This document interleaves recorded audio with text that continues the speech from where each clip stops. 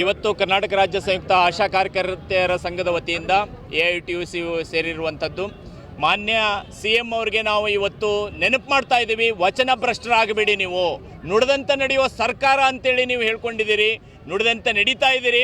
ಇವತ್ತು ಆಶಾಗಳಿಗೆ ಕೊಟ್ಟ ಮಾತೇನು 10,000 ರೂಪಾಯಿ ನೀವು ಕನಿಷ್ಠ ಮಾಸಿಕ ಗೌರವಧನ ಅದನ್ನು ಗ್ಯಾರಂಟಿ ಅಂತ ಹೇಳಿದ್ರಿ ಏಪ್ರಿಲ್ 1ನೇ ತಾರೀಕಿನಿಂದ. ಆದರೆ ಈವರೆಗೂ ಆದೇಶ ನೀವು ನೀಡಿಲ್ಲ, ನಮಗೆ ಆತಂಕ ಇದೆ. ಹಾಗಿದ್ರೆ ಏಪ್ರಿಲ್ 1ನೇ ತಾರೀಕಿನಿಂದ ನಿಮ್ದು 10,000 ರೂಪಾಯಿ ಹೇಳಿರುವಂಥದ್ದು ಬರ್ತತೋ ಇಲ್ಲೋ ಅನ್ನುವಂಥದ್ದು. ಹಾಗೆಯೇ 1,000 ರೂಪಾಯಿ ಬಜೆಟ್ನಲ್ಲಿ ಏರಿಕೆ ಮಾಡ್ತೀವಿ, ಅದಕ್ಕೆ ನಮ್ಮ ಬಜೆಟ್ಗಿನ ಮುಂಚೆ ಸಭೆ ಕರ್ತೀವಿ ಅಂತ ಹೇಳಿದ್ರಿ, ಸಭೆ ಕರಲಿಲ್ಲ. ಆದರೆ 1,000 ರೂಪಾಯಿ ಯಾವ ರೀತಿ ಏರಿಕೆ ಮಾಡಿದ್ರಿ ನೀವು? 20,000 ಜನಗಳಿಗೆ ಆಲ್ರೆಡಿ ಬರ್ತಾ ಇದೆ, ಇನ್ನು 22,000 ಜನಗಳಿಗೆ ಬರ್ತಾ ಇರಲಿಲ್ಲ. ಅದನ್ನು ನೀವು ಬಜೆಟ್ನಲ್ಲಿ ಘೋಷಣೆ ಮಾಡಿದ್ರಿ. ನಾವೇನು ಕೇಳ್ತಾ ಇದ್ದೀವಿ, 42,000 ಜನ ಆಶಾ ಕಾರ್ಯಕರ್ತೆಯರಿಗೂ ಏನು ನಿಗದಿತ ಮಾಸಿಕ ವೇತನ 5,000 ಇದೆ, ಅದನ್ನು 6,000 ಮಾಡಿ ನೀವು ಅದಕ್ಕೆ ಆದೇಶ ಹೊರಡಿಸ್ರಿ ಅಂತೇಳಿ. ಆದರೆ ಸರ್ಕಾರ ಮಾಡಿದ್ದೇನು, ಈ ಆದೇಶಗಳನ್ನು ಹೊರಡಿಸೋ ಬದಲಿಗೆ ಇವತ್ತು 60 ವರ್ಷ ಆದಂಥವ್ರನ್ನ ತೆಗೆದುಹಾಕುವಂಥ ಆದೇಶ ಏಕಾಏಕಿ ಮಾಡಿದೆ.